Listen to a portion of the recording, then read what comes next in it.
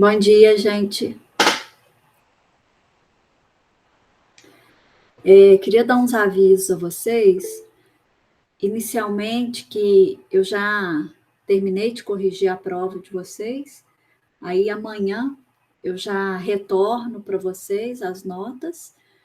E aí vocês já têm a nota de vocês, né? Já tem 50% das notas, que é um trabalho, né, no valor de 50 pontos, essa prova no valor de 100 pontos, o segundo trabalho que vocês me entregam no último dia de aula, com mais um valor de 50 pontos, aí vocês, né, já têm 2 notas completas, e o final, que é a nota dos resumos e dos relatórios, que é o último que eu tenho que disponibilizar para vocês, porque, por enquanto, a gente ainda continua tendo algumas atividades. Tá bom? Então, aí vocês já conseguem, mais ou menos, com a nota da prova de hoje, já ter uma boa noção aí do caminho percorrido, tá? Hoje a gente vai ver uma outra parte muito importante, que é muito utilizada em campo, que se chama ensaios não destrutivos. Vou explicar para vocês aqui o que quer dizer esses ensaios não destrutivos.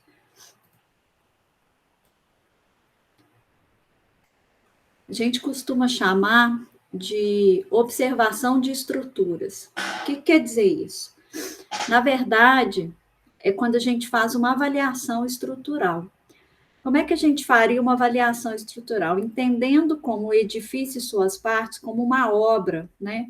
Não precisa ser uma edificação. Na verdade, acho que seria mais interessante construção e suas partes.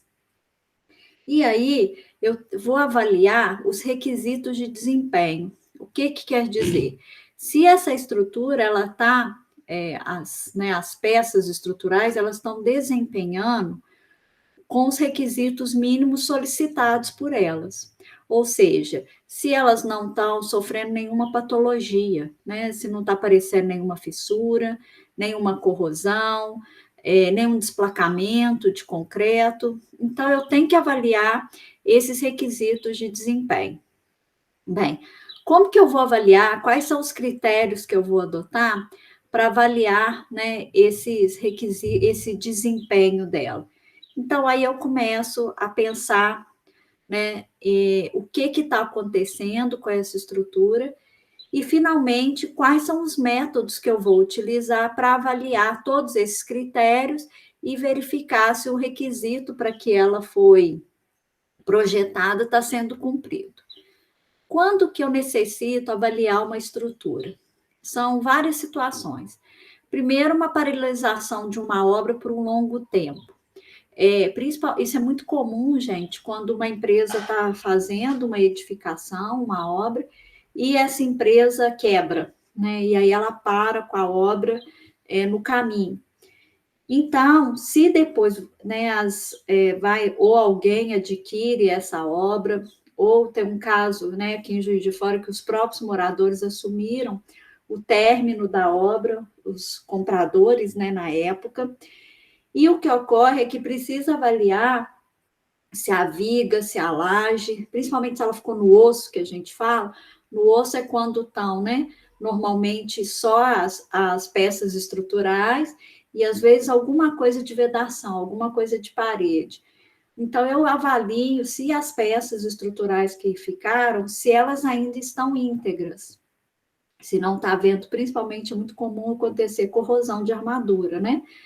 E se elas estão íntegras ou não, então, eu preciso avaliar para saber se eu tenho que fazer algum reforço estrutural ou somente uma pequena reforma. Então, eu tenho que avaliar, né? Uma das estruturas que eu preciso avaliar. Modificação no projeto. O que é isso? Vamos supor que isso é muito comum quando eu tenho uma obra residencial e ela vai se tornar comercial. Vou dar um exemplo para vocês. Acho que todos vocês conhecem aqui no acesso aqui pelo São Pedro para a universidade, tem aquele centro comercial ali, chama Centro Comercial, acho que São Pedro. Ele fica ali é um de tijolinho, né, para a avenida principal, para José Lourenço. Ele tem 2 andares, mas quem entra por trás são 3, na verdade. Ele é todo de tijolinho e ele ocupa, né, todo um quarteirão. Fica perto do posto de gasolina, ali na entrada da universidade. Aquilo ali, o último andar, foi projetado para ser residencial, para ser república. O interesse era se tornar república para os alunos. Eram vários quartos e salas que tem ali. E não foi para frente, então eles resolveram transformar em comercial. O que acontece? Quando você transforma algo em comercial, existe uma coisa muito comum que tem quando você agrega, né, um edifício para que ele seja comercial, que é depósito, né? E outra coisa é estoque. As pessoas têm mania de estocar, papel é um problema muito sério, papel pesa muito. Reduziu bastante, mas ainda pesa. Então, com esse acréscimo, precisa saber se as peças, né, que foram projetadas para ser uma residência, as vigas, normalmente, os pilares, as lajes, se elas suportam essa nova carga. Então, tem que avaliar a estrutura. Questão de incêndio, né? Tem variações, incêndio brando ou incêndio mais rigoroso, mas se houver incêndio, tem que avaliar, porque sobre efeito de calor, principalmente as armaduras escorram, então tem que verificar também se tiver vapor de água, né, aprisionado dentro das peças de concreto. Esses concretos, eles vão desplacar, né, por causa do vapor que é gerado internamente, então tem que ser avaliado. As peças estruturais não previstas no projeto. Isso aqui também é muito importante. Vou mostrar para vocês um caso aqui que aconteceu, que a gente teve que fazer uma avaliação estrutural num prédio ali na Avenida Rio Branco. Ele é um prédio só de clínicas, né? É uma clínica médica, então é um prédio e são várias salas, né, que são clínicas. E aí esses locais têm equipamentos muito pesados, né?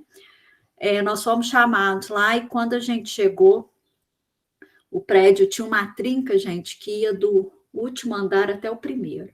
Só me engano, não sei se eram 12 andares ou 15, era uma coisa assim.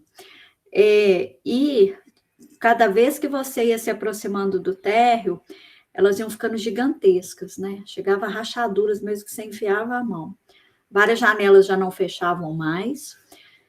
E aí nós, né, fomos chamados lá para verificar. Aí nós pegamos o projeto. Quando a gente chegou no pavimento, no subsolo, onde ficavam as vagas de garagem, a gente reparou o seguinte: no projeto eram 2 pilares assim que saíam e eles iam ao longo de toda a estrutura, sabe? Deveriam. E aí, quando a gente chegou lá, o que a gente viu foi uma viga aqui gigantesca. A viga tinha mais de 1,5 metro, tá, de altura. E aqui saindo um pilar. Essa viga aqui, ela não foi prevista em projeto. O que aconteceu? Durante a construção, é muito comum isso acontecer, verificaram que esses pilares aqui, eles saíam no meio de algumas salas, né? E aí, então, para reduzir isso, um pilar nascendo no meio de uma sala, eles substituíram o pilar por uma viga e aqui saindo um único pilar. Quando a gente chegou lá, a viga estava toda trincada, assim. Todinha, tá? A inércia dela, ela não estava suportando, tá? A carga toda para que ela estava sendo solicitada. Então, imediatamente, o que faz nesse caso é mandar escorar. Foi feito um escoramento, né, aqui embaixo todo. Houve um reforço estrutural nessa peça aqui. Avaliou-se se as fissuras tinham se tornado fissuras passivas, que a gente tem fissura ativa e fissura passiva. A passiva, ela ocorre, não ocorre mais. E aí, se elas tinham ficado passivas, e aí, então, voltou, Thaís, as janelas voltaram a fechar? Não, teve que se refazer, né, toda aí sim arrumar, né, fazer alguns preenchimentos desses vazios, aí fecha as fissuras, e aí novamente ajustar aí toda, né, a estrutura do prédio, e aí com isso está tudo tranquilo. Mas aqui teve que se chamar um calculista, especialista em reforço estrutural, para fazer o reforço nessa peça aqui. Então, isso é mais um motivo da gente precisar avaliar uma estrutura. Utilização de, já falei, estruturas danificadas. Isso aqui é muito comum em acidentes. Todos vocês acredito que conheçam o cruzamento da Avenida Espírito Santo com a Avenida Santo Antônio, lá em cima, atrás da catedral ali, né? Quem vem lá de cima da Espírito Santo vem descendo ao Olegário, então vem direto, né? E ali, há uns anos atrás, não tinha aquele semáforo ali, que dividia Santo Antônio, o alto dela ali, com a descida da Espírito Santo. E muita gente desavisada, você vem lá do alto, né, da Olegário Maciel, descendo a Espírito Santo, quer dizer, a mão toda preferencial é sua. E quando chega num determinado ponto, a preferencial se tornava a Avenida a Santo Antônio. Ali tinha muito acidente. Aquela grade ali da catedral vivia sendo arrebentada com acidente ali. E também ali tem um pessoal que é teimoso, não sei se você já repararam, lá está escrito que determinada carga não pode descer ali, alguns caminhões não podem descer ali. E tem sempre um teimoso, não é desavisado, porque as placas vêm desde lá de cima, que insiste em descer. E uma vez um caminhão descendo ali, ele perdeu o freio. E o cara, para não piorar a situação, ele pensou rápido, né, que descendo ali, ele ia engavetar todo mundo, ele jogou o caminhão para cima de um prédio ali, né, e arrancou o pilar que tinha na entrada do prédio. O que houve ali, primeira coisa também foi escorar, verificar, vocês vão aprender, né, que as cargas mais solicitadas, elas são nos pilares internos, quando vocês estiverem fazendo concreto. E aí, então, o que houve foi um estudo para ver a redistribuição, a ausência daquele pilar, se a carga que ele suportava, os outros eram capazes de suportar, né, uma redistribuição de cargas.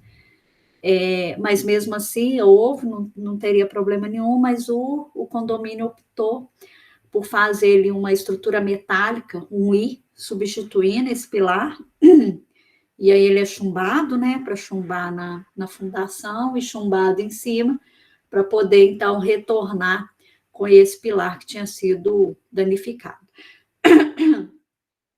E verificação da obtenção das características de projetos. Aqui é muito comum quando você tem dúvida.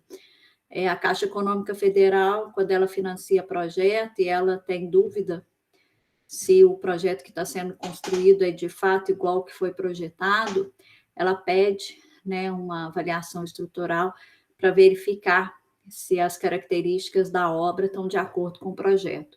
Então, é mais uma avaliação estrutural que a gente tem que fazer. Bem, quando eu vou fazer essa avaliação, o que eu tenho que fazer? Eu tenho alguns dados que eu tenho que levantar, né? Verificar a resistência dos materiais, do concreto e do aço. Então, a gente vai ver, eu tenho que retirar, que a gente chama testemunhos da estrutura. O que é retirar testemunho? Eu vou lá com a broca, arranco um pedaço da estrutura. Esse pedaço, normalmente, ele tem o mesmo tamanho de um corpo de prova, ou menorzinho, a norma permite. E aí eu avalio ali dentro o aço que está sendo utilizado e verifico a resistência do concreto, né? Se eu tenho um projeto, ajuda muito, tá? Se a gente tem o projeto estrutural. Mas, normalmente, o que ocorre, na maioria das vezes, são obras antigas, né? De empresas que já quebraram, então é muito difícil a gente conseguir esses projetos. Levantamento das cargas atuantes, ou que vão atuar, né, ainda, e a durabilidade do concreto. Eu olho todas as fissuras, gente. A gente faz mapeamento de fissura, verifica o tamanho de cada fissura, em que parede que ela está, como ela ocorre, para você ir avaliando justamente aquela questão de se ela está passiva ou se ela está ativa, o tamanho dessas fissuras. Então, faço esse levantamento todo. É bem trabalhoso, tá? É um laudo bem trabalhoso. Quanto ao desempenho da estrutura, eu faço uma avaliação analítica. É muito comum, quando a gente está envolvido num projeto desse, né? Num levantamento estrutural, além de ter acompanhamento do tecnologista, tem que ter um engenheiro calculista junto. E, se necessário, eu faço prova de carga da estrutura. Eu verifico o quanto de carga essa estrutura está suportando da forma como ela se encontra. A gente tem 2 recursos. O que a gente vai ver hoje é os métodos não destrutivos e amanhã a gente vai ver os métodos destrutivos. Os métodos não destrutivos são aqueles que não danificam a estrutura de modo significativo, embora possa destruir pequenos pedaços. Primeiro método não destrutivo que eu faço, é só um minuto, deixa eu só falar para vocês. O destrutivo são aqueles que causam danos consideráveis à estrutura ou ao corpo de prova testado. Né? Então, eu vou realmente praticamente destruir, né, o corpo de prova, no caso, ou testemunho. Quando eu moldo, né, do concreto, pego um pouquinho de concreto e moldo, esse chama corpo de prova. Quando eu vou lá na estrutura e tiro um pedaço, mesmo que ele tenha o mesmo formato do corpo de prova, ele é chamado de testemunho, tá? E aí, então, quando eu levo na prensa, né, eu destruo o corpo de prova, né? Eu destruo o testemunho que está sendo avaliado. O primeiro ensaio que a gente faz, um dos mais importantes, acreditem vocês, é o exame visual, né? Eu faço o quê? Uma avaliação das condições de superfície, da aspereza do concreto, eu vejo se o concreto está lisinho, se ele está com muitas bolhas, se ele está desplacando, verifico fissuração, verifico coloração, se tiver corrosão de armadura, dá aquela coloração ferruginosa, né? Ele pode ser feito com ou sem a ajuda de ferramentas de medida, que eu tenho ferramentas de medida que a gente pode usar, a gente chama de fissurômetro, que eu vejo o tamanho da fissura, né, na estrutura. Isso aqui é imprescindível, registro fotográfico. Como eu disse para vocês, é muito trabalhoso. Se você é longe essa obra, você tem que ficar fazendo, toda hora você ter que ir lá, é complicado. Então, você faz registro fotográfico. Esse registro fotográfico, ele tem que vir, né, junto com o próximo. Você põe uma caneta, já conversei isso com vocês, a gente coloca uma caneta que é conhecido, o tamanho é conhecido mundialmente, do lado, porque se você aproxima muito de uma fissura, parece que ela está muito grande, se você afasta, parece que ela está muito pequena. Então, você utiliza desses artifícios. O registro fotográfico também terminou de fazer a nota imediatamente de onde que é, porque normalmente numa inspeção visual você tira mais de 100 fotos, depois você não vai conseguir saber qual foto que é de qual lugar, o que representa, então tem que estar anotando junto. A vantagem desse processo é um custo baixo, avaliação rápida das condições do concreto, limitação, tem que ter um pouco de treino, porque senão você não consegue avaliar, e avaliação limitada à superfície, você não vê o que está lá dentro, né? Mas, de qualquer forma, é o principal, a primeira avaliação que a gente faz é essa. O primeiro ensaio que eu quero chamar a atenção de vocês é esse aqui, chamado esclerometria, né? O martelo de reflexão. Toda vez que há briga entre o fornecedor de concreto e entre o receptor, né?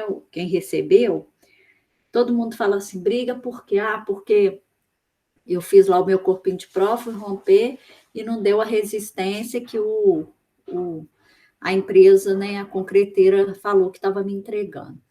Toda vez que há isso, que há dúvidas, todo mundo fala assim, vamos bater esclerometria. O que é, na verdade, bater esclerometria? Na verdade, é um aparelhinho que ele mede o valor do impacto, né? E o que acontece? Você dá um tiro, a gente vai ver aqui, vou mostrar para vocês, né, um vídeo. Você dá um tiro e quando, de acordo, tem uma mola interna, de acordo com que essa mola retorna, ela informa qual que foi a energia ali utilizada. E aí você consegue, né, verificar qual que é a resistência aproximada daquele concreto. Bem, tá aqui o martelinho, né? A gente já vai ver aquele, ó. Você dá um tiro na estrutura e aí aqui dentro ele retorna, né, um valor para você. Você faz a leitura aqui do impacto.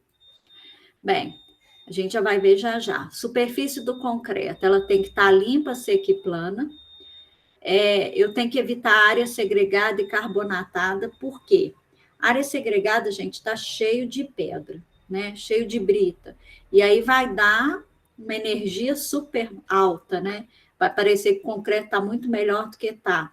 E carbonatação, que nada mais é do que o carbonato de cálcio existente ali, né, na superfície do concreto, ele cria microcristais de cálcio.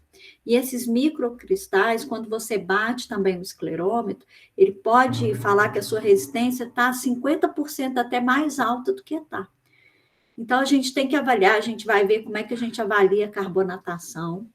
Antes, eu tenho que retirar essa área carbonatada para depois bater a esclerometria. A área tem que estar polida, com baixa taxa de armadura, a gente vai ver como é que a gente observa isso, e sem junta de concretagem, se eu bater na junta não vai dar resistência nenhuma, né? Como é que a gente faz? A gente faz uma malha, vou explicar para vocês aqui bem detalhadamente, uma malha de 16 pontos, para verificar. Como que a gente faz isso? Vamos lá. É da seguinte forma. Deixa eu só mostrar uma coisa aqui para vocês antes. Aqui, ó. Como é que acontece? Só para vocês entenderem. Bate o martelo lá. E tem um gráfico assim dentro, né, do aparelho. No aparelho. Então, se eu vou bater na laje, eu vou posicionar o esclerômetro dessa maneira. Se eu vou bater em viga ou pilar dessa maneira. Se eu vou bater em piso, né, ou pela parte superior da laje, eu vou colocar o esclerômetro dessa maneira. Aqui é o valor do impacto. Então, suponhamos, o impacto deu 35, né? Eu vou bater ele na lateral de um pilar. Então, eu venho aqui 35, seguro aqui me dá a resistência esperada de 34 MPa. Só que eu não posso usar esse gráfico. Esse aqui é o maior erro que ocorre na esclerometria, né, aqui no Brasil. Por quê? Reparem que esse equipamento é um equipamento suíço. Isso aqui foi feito dentro de um concreto que não tem nada a ver com o concreto brasileiro. A gente sabe que tudo muda, né? Esse grafo foi feito em cima de corpinhos de prova cúbicos, né? Os nossos aqui são cilíndricos. E esse aqui é o maior erro que as pessoas fazem. Então, como é que eu tenho que fazer? O que vocês têm que fazer é o seguinte: vai numa viga, ó, o que a gente faz nesse ensaio, a gente tem que criar o nosso referencial. Como que eu crio um referencial? Suponhamos aqui que eu vou bater esclerometria nessa viga aqui. O que que eu faço? Eu faço aqui uma malha, que eu vou explicar para vocês como é que a gente faz essa malha. Uma malha de 16 pontos, tá? Ó, e eu bato o esclerômetro aqui, ó. 1, 2, 3, 4, 5, 6. Ou eu posso fazer a malha assim, ou eu posso fazer a malha assim.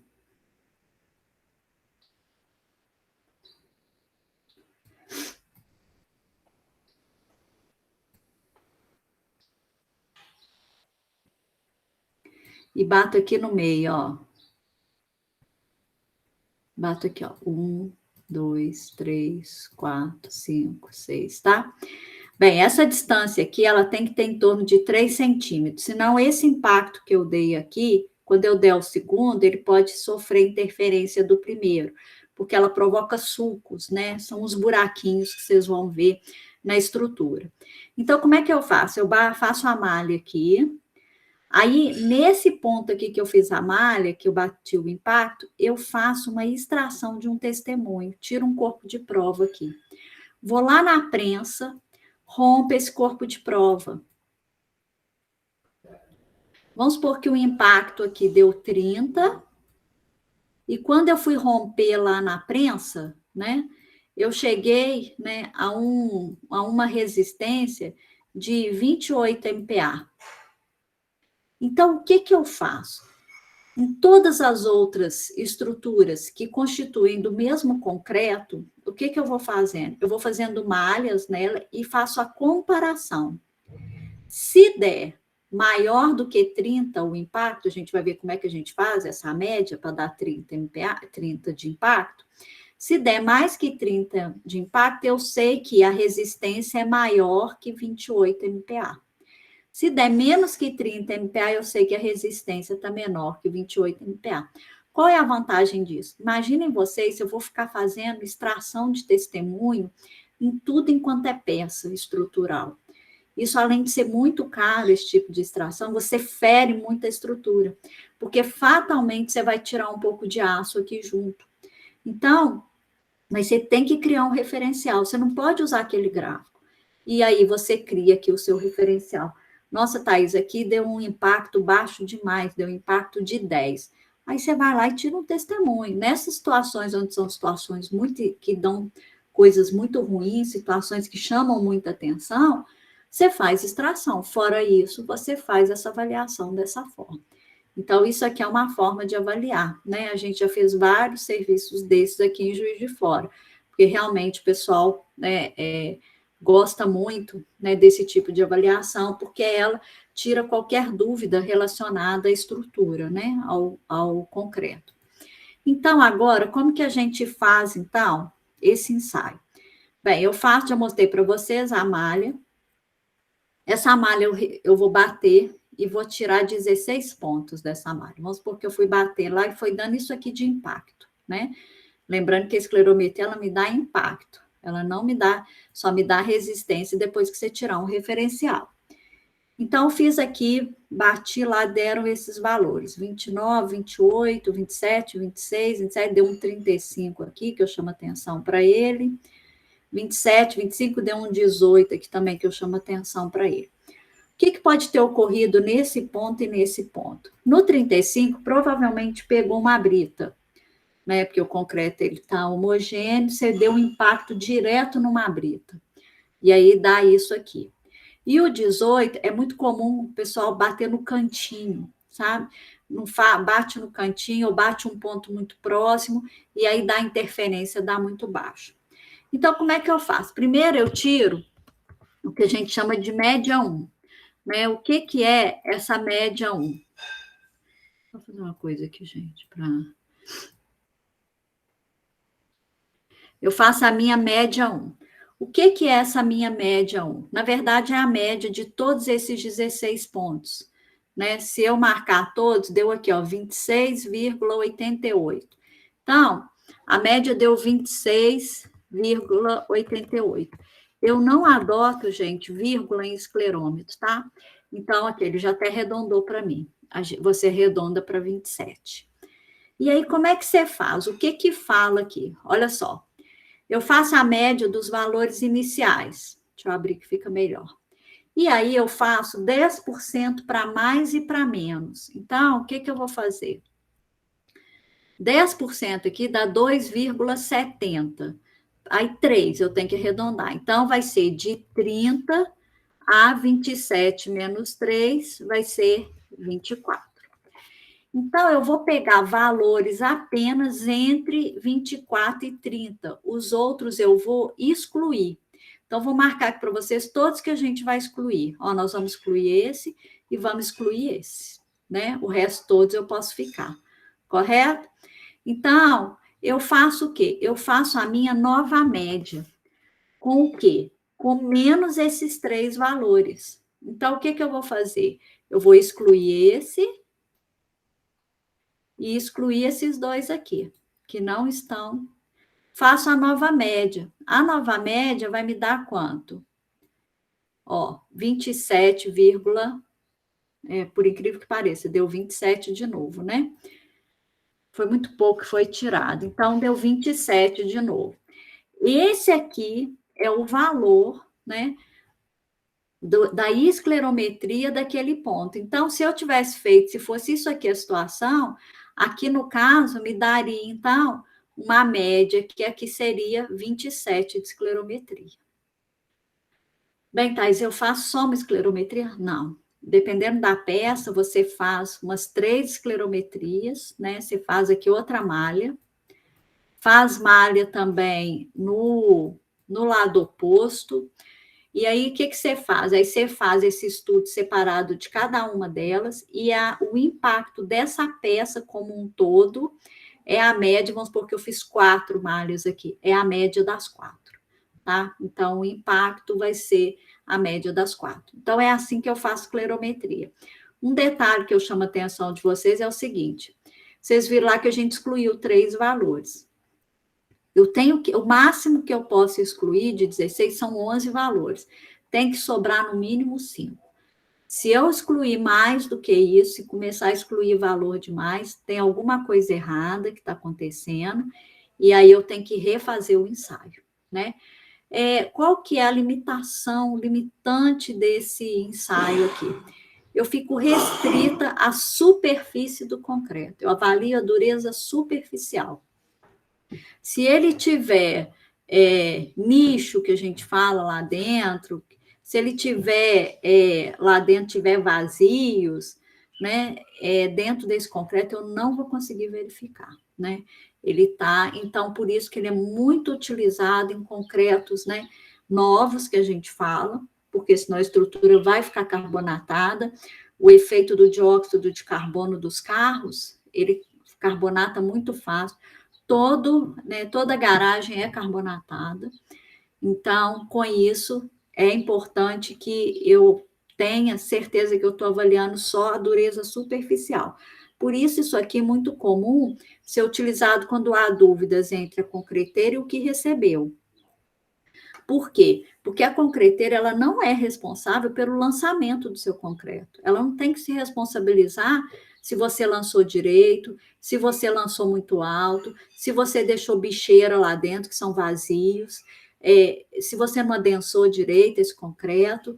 Então, a responsabilidade dela é até a porta de entrada, né? Então, por isso que você colhe o corpo de prova ali na porta de entrada. Esse corpo de prova, ele te dá a referência relacionada ao concreto que você recebeu, não ao seu lançamento, né? A responsabilidade dela é até a porta da sua obra. Então, por isso que esse ensaio ele atende, porque você verifica só a superfície do concreto, quer dizer, né, a situação que se encontra o concreto na superfície. Bem, aqui, correção da resistência em função da idade, né? Concretos mais antigos, mais velhos, e falando aqui que a uniformidade da dureza superficial, e eu tenho, como sempre, que comparar com o referencial, que foi isso que eu mostrei para vocês, como que eu comparo. Tá aí, já expliquei. O outro ensaio, que para mim é a menina dos olhos, né? É esse aqui, que chama ensaio de ultrassom. O que eu verifico é a velocidade de ondas ultrassônicas dentro de uma massa de concreto. Ele consegue detectar falhas de concretagem, trincas e resistência do concreto. O aparelho é um Pundit.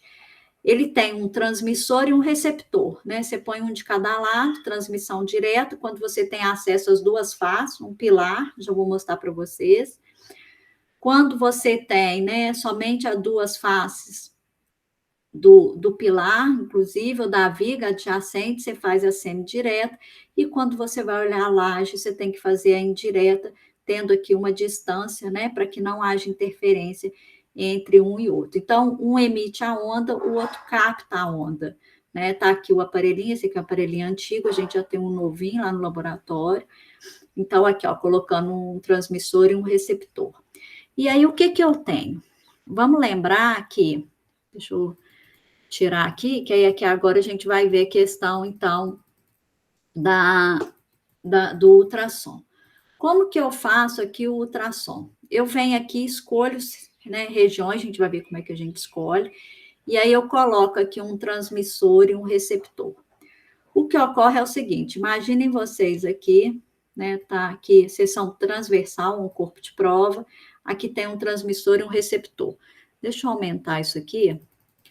Eu acho melhor eu fazer uma coisa aqui para vocês, que fica melhor para entender. Bem, Entendam vocês que eu tenho aqui uma viga, e essa viga aqui, não interpretem ela aqui como seção transversal. E aí aqui, porque deixa eu tirar isso, porque não pode ser assim. Eu tenho que bater na seção transversal da viga. Já vou explicar a vocês por quê. Então, vamos supor que eu tenho aqui uma viga. E aí, aqui é a seção transversal dela. Né? Aqui estão as barras de aço, né? Da seção transversal. É aqui o estribo. Então, eu tenho aqui a minha viga. Bem, então aqui eu vou colocar um transmissor e aqui o receptor. O que acontece? A gente sabe, o que eu meço aqui, por isso que chamou velocidade de ultrassom, eu meço a velocidade que a onda sai do transmissor e chega no receptor. Lembrando que velocidade, fórmula simples, é distância sobre tempo. O que eu tenho é o seguinte, quanto maior a velocidade que eu tiver, eu tenho o quê? Menor tempo. Então, quer dizer que esse concreto está bom. Se a velocidade estiver lenta, a onda vai demorar muito para passar. E aí eu vou ter tempo grande. É só vocês fazerem associação com uma estrada esburacada. Vamos supor que eu tenho uma baita de uma trinca aqui. Tá?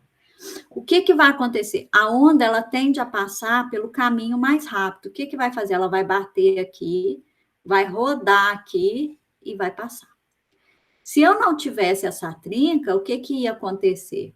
A onda ia fazer o quê? Ia passar direto. Então, se ela passa direto, quer dizer, eu tenho o quê? Menor tempo. Então, eu teria maior velocidade. Mesma coisa numa estrada esburacada. Se a estrada está com buraco, você vai gastar muito mais tempo numa velocidade menor. Então, o que o ultrassom mostra? Você pega um referencial, mesma coisa, né? Vai, tira um testemunho, bate esclerometria no local. Primeiro, você bate esclerometria no local, né? A gente nunca faz um só. Faço ultrassom no mesmo local, vou lá e retiro um corpo de prova daquele ponto.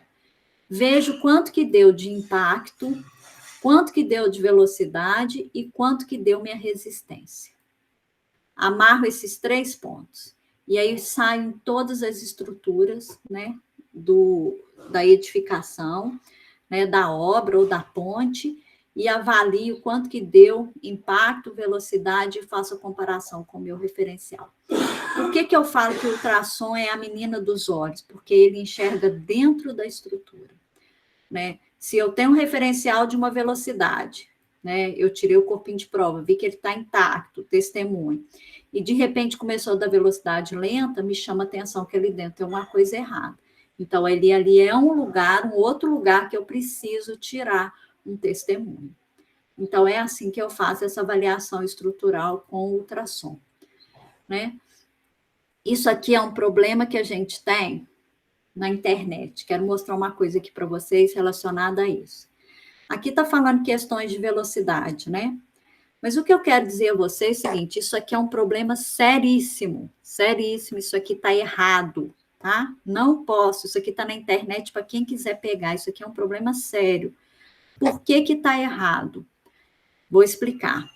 A gente tem vários tipos de concreto, né? E vocês precisam entender o seguinte, quanto menor é a resistência do concreto, maior é o fator aguacimento, e maior esse fator aguacimento, esse meu concreto ele vai se apresentar de qualquer forma mais poroso.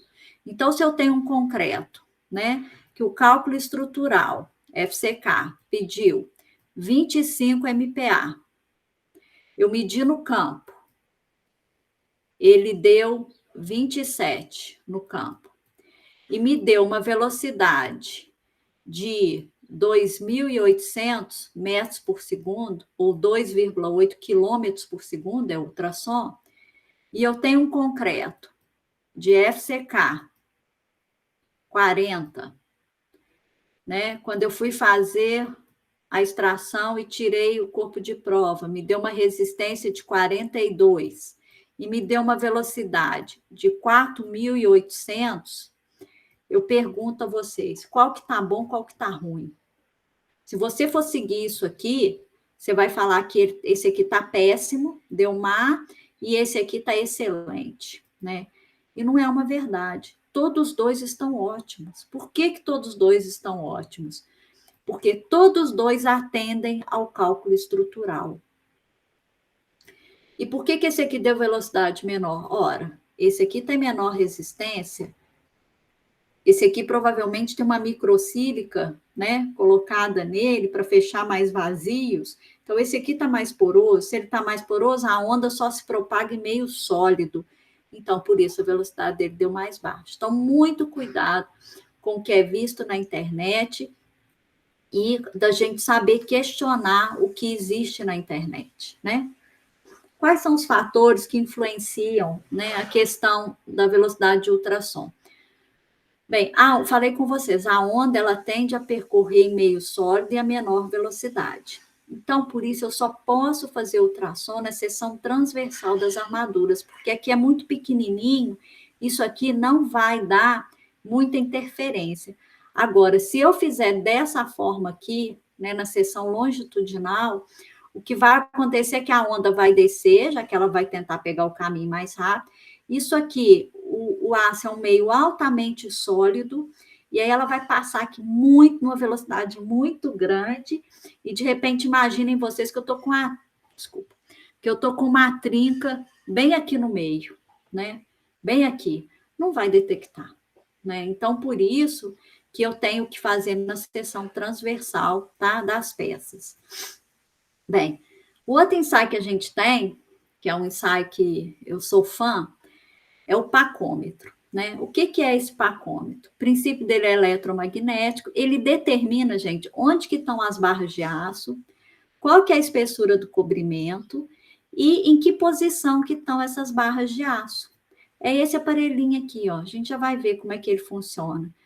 Você coloca ele numa estrutura, ele fala como é que está a barra de aço, ela está nessa posição ou nessa posição, qual que é a bitola dela e em que profundidade ela está. Então, você consegue verificar o cobrimento, se o cobrimento está adequado, se não está, se a barra de aço que foi colocada lá dentro é de fato do cálculo estrutural. E o que que eu faço? Primeiro eu passo o pacômetro. Para quê? Para eu fazer a avaliação da esclerometria e do ultrassom.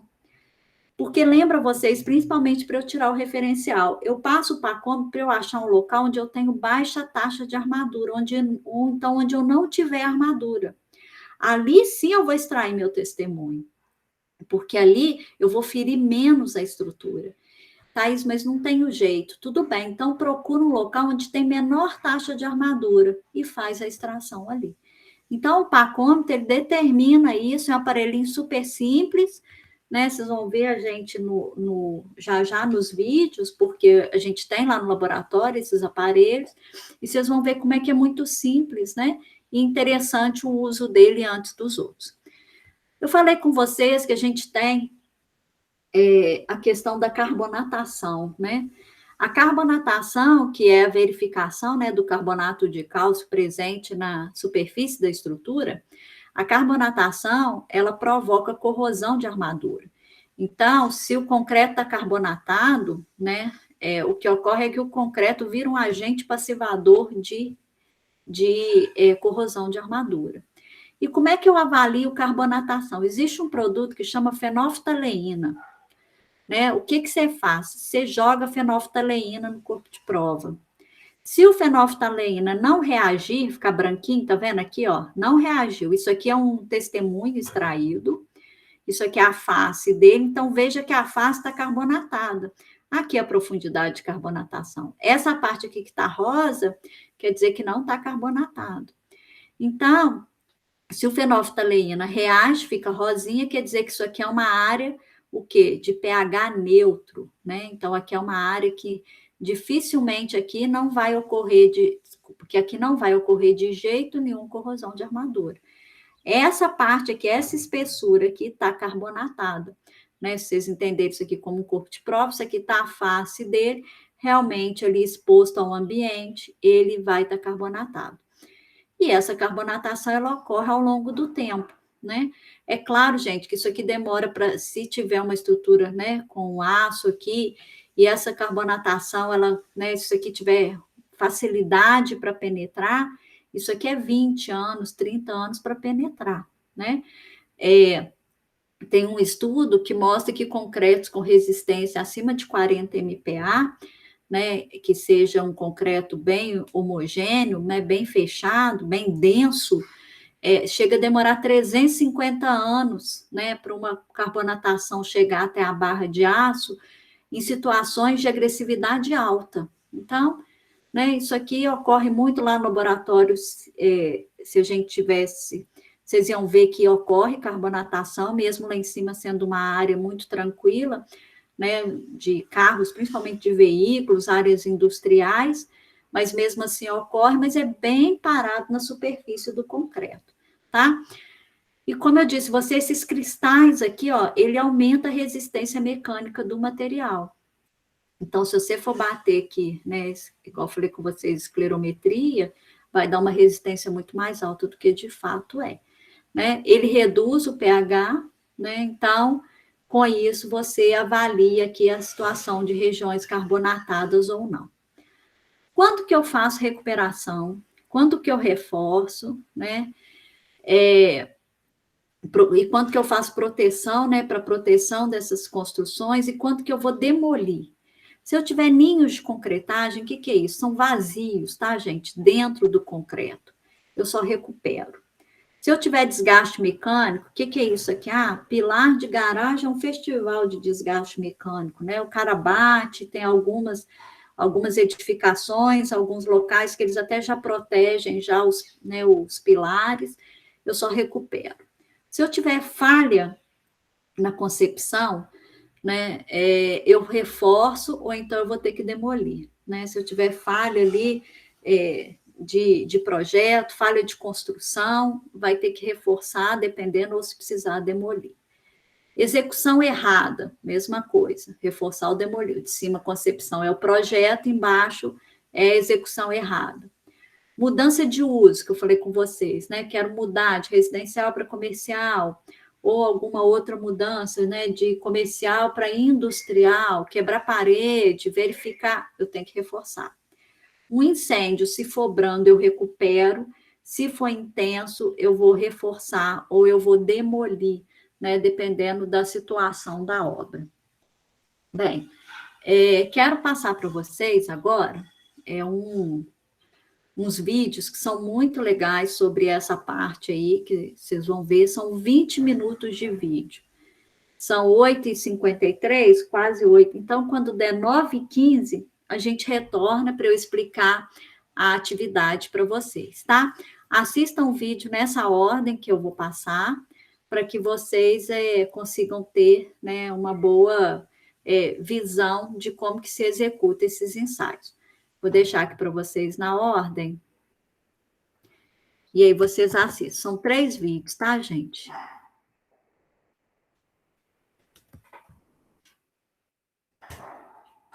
Prontinho. São 3 vídeos, vocês assistam 9h15, então a gente retorna.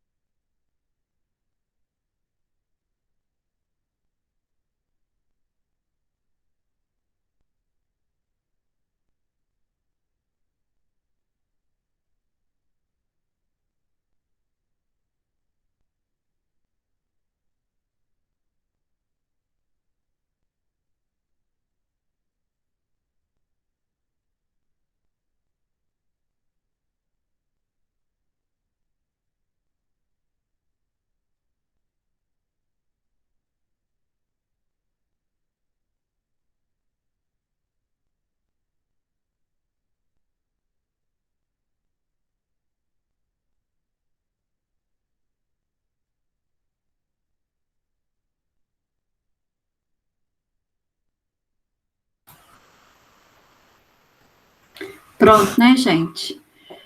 Vocês têm alguma dúvida com relação aos vídeos, com relação à aula? Queria complementar para vocês que a questão do custo desses aparelhos, né? Um aparelho, um pacômetro, custa em torno de 5 a 7 mil reais. O esclerômetro está em torno de 15 a 20 mil reais. E o ultrassom é um dos mais caros, em torno de 50 mil reais. Só que eu quero dizer para vocês é que normalmente um laudo desse se cobre em torno de 15 a 20 mil reais. Então, quer dizer, é um serviço que demanda, né, vários profissionais envolvidos, mas é um custo que você tem com os equipamentos que depois você tem um retorno. Quero agora mostrar para vocês uma parte prática que a gente desenvolveu num estudo que aconteceu também num prédio aqui lá no Cascatinha. O que aconteceu foi o seguinte, um belo dia a gente estava no escritório, eu ainda não era professora na universidade, e aí chegou um senhor lá que ele era construtor. Ele contou para a gente que ele tinha feito 3 casas, né, e vendido. Ele era contador, aposentou, resolveu fazer, e depois dele ter feito essas 3 casas, ele se sentiu pronto para construir um prédio. E aí ele foi construir um prédio, né, por conta dele. Chegou lá no escritório, falou para a gente que foi numa época, acho que isso foi em 2007, que a gente estava meio que no boom da construção civil, então estava difícil até arrumar pessoal para trabalhar na obra. Então ele pegou um rapaz e ele também não conseguia, a concreteira não estava conseguindo fornecer concreto para ele, porque era pequena quantidade, e aí ela preferia atender, né, as grandes obras. Então, com isso, ele resolveu virar concreto lá no andar dele, lá embaixo, no subsolo, onde ele construiu. Era um subsolo de garagem, aí depois vinha, né, no andar da rua, começava o andar de prédios, né, e eram 5 pavimentos ali de apartamentos tipo. E quando eu cheguei lá, eu vou mostrar para vocês o que a gente viu. Deixa eu só mostrar para vocês aqui. Quando eu cheguei lá, aí a gente viu essa situação aqui. Você está dando para vocês verem? Isso aqui é um pilar, as vigas.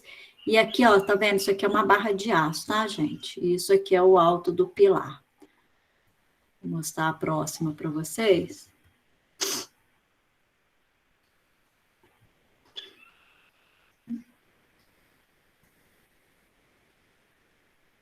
Aqui, ó, vocês estão vendo isso aqui, ó, amarelinho aqui no alto? E olha o estado desse pilar. O que aconteceu? Ele colocou as formas do pilar. A gente sabe que a gente tem que saturar essas formas de água, porque se a gente não saturar, ela rouba, né? A madeira ela é higroscópica, então ela rouba a água do concreto, e aí o concreto fica seco, e aí quando você arranca, sai pedaço do concreto na forma. Essa forma tem que estar limpa. Como ele fez o andar dele lá de subsolo, tanto de marcenaria para cortar as formas, quanto de concreto, o que aconteceu? Ele não molhou essas formas estavam sujas de serragem. Quando ele encheu, esse amarelinho aqui no alto, gente, isso é serragem. E não estava tendo transferência de carga das vigas para o pilar. A única transferência que estava ocorrendo era, acredite se quiser, por aquelas barrinhas de aço lá. Essa peça ela não estava transferindo as cargas aqui. Então, olha a situação que eu cheguei lá e o que a gente viu, né?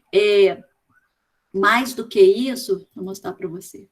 E aí, o que aconteceu? Ele chegou lá e diz ele que, quando ele viu, tá vendo? Isso aqui são a parte de estribo, ó, foi tudo abrindo, tá? Aí ele mandou o mestre lá, que estava cuidando da obra dele, começar a chapiscar para esconder isso aqui. Só que aí o mestre virou para ele e falou assim, ó, senhor, eu acho bom o senhor procurar uma ajuda de algum pessoal especializado, porque tem alguma coisa errada aqui. Quando a gente chegou lá, alguns já estavam sendo chapiscados, entendeu? Para esconder essa situação aqui, por não achar que era grave. Olha aqui que loucura, como é que estava. E aí, o que aconteceu foi que, ó, na hora que arrancava a madeira, saiu, o concreto desplacava junto, né? E aí, assim, essa foto aqui não tá legal, não, mas tem uma outra que ficou melhor. Olha só, dá para vocês verem direitinho. Olha que loucura, gente. Isso é serragem, tá? Que boiou. E aí, vocês conhecem aquela expressão chutar cachorro morto, né? Olha só que loucura. Segregação. Aqui, ó, você viu os estribos aqui dentro, ó, todas as marcações. Vocês conhecem, aqui, ó, já dava até para ver a armadura já do estribo já saindo. Vocês conhecem a expressão chutar cachorro morto, né? E o que aconteceu foi o seguinte: eu, no caminho, indo com ele lá para ver a obra, né? Virei para ele e falei assim: o senhor construiu e tal? Ele falou: porque eu já tinha feito 3 casas. Aí ele virou para mim e falou assim: só que depois que o mestre conversou comigo, eu fiquei muito preocupado, porque eu nem estava dormindo de noite. Aí eu olhei na cara dele e falei assim: mas se fosse eu também não estava dormindo, não. Gente, imagina, ele já estava na 4ª laje. Olha que loucura. É claro que, com ele afastando, né, da parte lá embaixo, que era mais caótica, a coisa foi melhorando, né? Mas mesmo assim. E aí o que aconteceu, eu tenho um professor, vocês conhecem, o Policene, né? O Policene fala uma coisa que eu acho muito interessante. Ele fala que quando ele aposentar, ele vai comprar um livro de medicina e vai começar a operar. Porque dizer que é impossível, todo mundo, né? O cara que está construindo lá a casinha dele e tal, tudo bem. Mas um cara se achar, né? Que depois de 3 casas ele estava pronto para fazer um prédio, quer dizer, que bastava o fazer para ele conseguir levantar uma edificação, isso foi muito sério. E aí o que a gente fez lá, nós fizemos ultrassom, esclerometria, vou mostrar para vocês. E o que nós fizemos lá, na verdade, foi chamar um calculista, depois quando a gente entregou, porque estava caótico a resistência, a situação ali nem precisava muito de muito aprofundar, porque vocês viram como é que estava, para mostrar para ele. E aí o que teve que fazer é o seguinte, vou mostrar para vocês aqui. Aqui, tá vendo, Luiz Carlos? Antigamente, gente, o ensaio de ultrassom, você podia fazer malha de 9, 16 e 25. Desde 2012, que passou a ser só malha de 16 pontos. Como isso aqui foi em 2007, essa malha aqui, ela tá com 9 pontos, tá? Mas eles batiam, é sempre interessante bater na altura do corpo, né? E mais embaixo, então eles batiam 2 de um lado e 2 do outro. Tá vendo aqui, ó? O que aconteceu foi o seguinte: aqui eram vagas presas, né? O calculista pegou e fechou isso aqui tudo, ó. Teve que fechar e fazer como se fosse uma parede aqui, um pilar-parede, sabe? Para poder conseguir o quê? Segurar toda essa estrutura, que esse caos que estava aqui. Né? Então, precisou fechar vários painéis aqui para conseguir fazer esse reforço estrutural, né? Porque não tinha como resolver isso, entendeu? Nessa situação aqui que estava. Então, o que a gente fez lá, nós batemos esclerometria, né? Deixa eu só ver uma coisa aqui. E aí, aqui, novamente, né, a esclerometria sendo batida. Peraí. Ó, tá vendo? Sempre na altura. E nós fizemos isso em 3 andares, né? Foram 3 andares que a gente teve que fazer, porque aí lá para cima a situação já estava totalmente sob controle, e ele já tinha conseguido uma concreteira também para poder fazer, passar o concreto para ele, né? Aqui, ó, tá vendo? Que é outro, é o Igor, né? Também fazendo esclerometria. Desculpa, gente. Que tem outro, tem um aqui, ó, dos meninos. Aqui o Igor medindo para fazer ultrassom, para fazer, para fazer as malhas, a diferença que eu falei com vocês, que não pode ser um ponto muito próximo do outro. Vocês viram lá no vídeo, né? A questão da distância, né, entre os pontos, e aqui os meninos batendo aqui o ultrassom, tá vendo? Ó, exatamente onde fez a esclerometria, fazendo o ultrassom aqui, né, direto, aqui era como é que fala? A transmissão direta, para que ele, então, a transmissão direta, né, do ensaio de ultrassom. Aqui mesma coisa, conseguindo também, mas se, né, a parede tivesse fechada, a gente ia ter que fazer a semidireta ou a indireta. Então, foi isso que aconteceu aqui, foi, né, solicitado depois, a gente, né, fez a questão da avaliação estrutural, entregamos a um calculista, e o calculista projetou. Para vocês terem ideia, o concreto aqui, na época, o cara tinha feito concreto de 25 MPa. A gente estava achando com 12, 13, 14 MPa. Né, uma situação além daquela situação ali das peças, né? Não está havendo transferência de carga entre as peças e correndo um risco realmente de desabar. Foi feito reforço estrutural, o prédio está lá bonitinho, feito direitinho. Ele gastou uma fortuna para arrumar, porque fica muito caro. Toda recuperação estrutural, gente, ela chega, dependendo da situação, ela pode chegar até o custo da obra. É muito sério isso. Então, com essa questão, né, teve-se que fazer, até por questões de comprometimento todo, né, da estrutura, e ter que levá-la até uma possível demolição pela situação que estava ali, né? E ainda bem que o mestre de obra foi ele que chamou atenção, porque pelo dono era para cobrir, era para chapiscar. Então, foi ele que chamou atenção, foi ele que avisou que era para procurar um especialista, porque se ele não tivesse avisado, a gente não sabe qual que seria o futuro disso aí. Né? É uma situação muito séria e muito grave. O que eu quero, né, de vocês para a semana que vem? Na verdade, na semana que vem, vou pedir vocês para fazer um relatório, na verdade é um resumo, né? Estão aqui os vídeos, relatório de esclerometria e ultrassom, eu quero que vocês façam um resumo, levando em consideração vantagens e limitações de cada um, tá? Desses dois, só isso. Nós vamos fazer um relatório sobre esclerometria e ultrassom, levando em consideração quais são as vantagens e quais são as limitações de cada um deles, né? Um arquivo único, em PDF, com eles. A data de entrega, então, daqui a uma semana, dia 16/8. Tá? Isso que fica como atividade para vocês para a semana que vem. Tá bom? Vocês têm alguma pergunta? Eu tenho, Thaís. Pode perguntar. Nesse caso aí que você falou do prédio, fez o ensaio no subsolo, né? Só onde estava mais crítico. A gente fez em 3 andares. Ah, tá. Nós tivemos... É isso que eu ia perguntar, porque você falou que ele tinha um concreto, né, que chegaria a 25 MPa, mas chegou a... E como que faz com laje, com o restante da estrutura? O que a gente viu lá que estava muito grave era a conexão da viga com o pilar, tá? Ele teve que reforçar as vigas e os pilares, principalmente os pilares, porque na hora que ele reforçava os pilares e fazia a conexão com as vigas, ele conseguia ter aí a estrutura já trabalhando como um todo. O problema mais grave que a gente viu não foram nas vigas, foram nos pilares, né? E os pilares que levavam as cargas para a fundação. E a falta ali de conexão, que vocês viram, entre a viga e o pilar.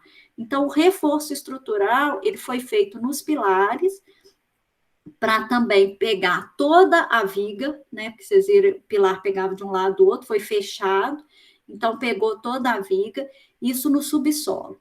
Nos 2 andares de cima, o que teve que fazer foi só um reforço do seguinte: a gente teve que aumentar o tamanho dos pilares, que fazer um reforço estrutural, mas somente aumentando um pouco, aumentou, salvo engano, 5 centímetros de cada pilar. né? E claro, porque tem todo um estudo disso, tem que lavar, tirar toda aquela serragem que vocês viram, é todo um processo, por isso que é muito caro. Você lava tudo aquilo, aí depois que você lava, você faz uma injeção ali de grout, né, que a gente chama, é um tipo de concreto de alta resistência, né, ele é líquido, ele é extremamente fluido, ele é usado para chumbamento, para vocês terem ideia, e aí você injeta grout ali, né, aumentou o tamanho das peças para justamente reforçar aquela ausência total ali que tinha, né, do concreto ter todo desplacado, ter soltado, e aí faz essa injeção de grout, e aí sim você devolve toda a estrutura.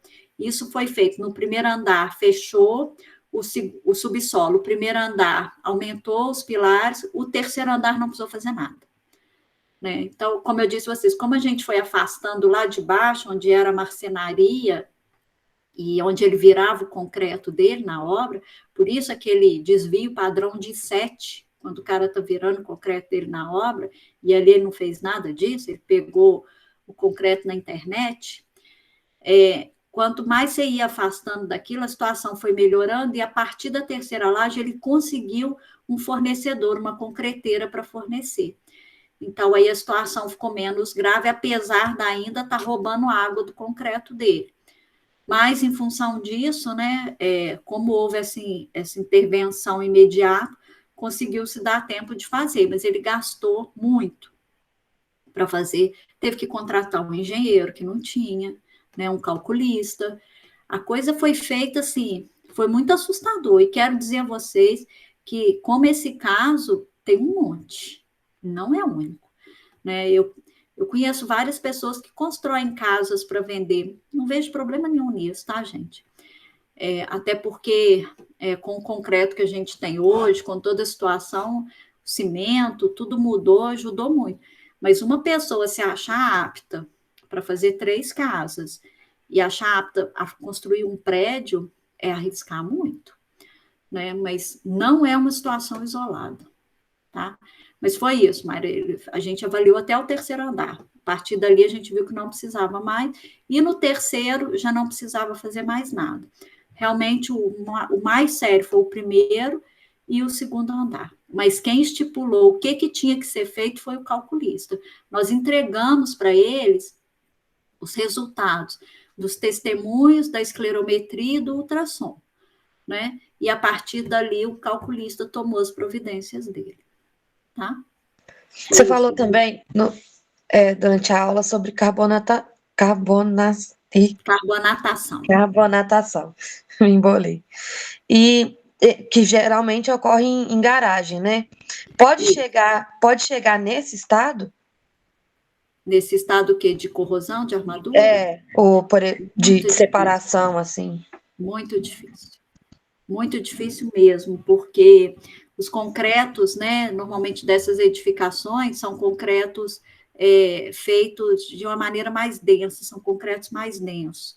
E aí, como eu falei com vocês, assim, para chegar numa situação de alta agressividade, para um concreto, né, muito bom, você pode demorar aí uns 300 anos.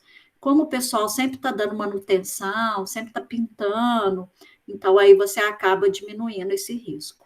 Tá? E uma corrosão, e uma edificação para cair, gente, não é só uma corrosão simples de armadura, não. Tem que ter muita coisa envolvida nisso. Tá? Essa situação que eu mostrei para vocês, com certeza ela ia ter um processo ali muito grave, porque lembra que as cargas nos primeiros andares elas são muito mais solicitadas. Então, o peso dos outros andares caindo sobre aquele andar que vocês viram que não estava tendo transferência de carga, só através de uma bitolinha de aço, ali a situação ia ser muito grave. Né? Ali a gente podia realmente a estrutura entrar em colapso. Né? Mais alguma pergunta? Bem, então, bom dia para vocês. Até amanhã, se Deus quiser. Thaís, Oi? eu posso tirar uma dúvida sobre o trabalho? Posso. Deixa eu só, quem quiser sair, pode sair. Deixa eu só parar de gravar aqui, Yuri.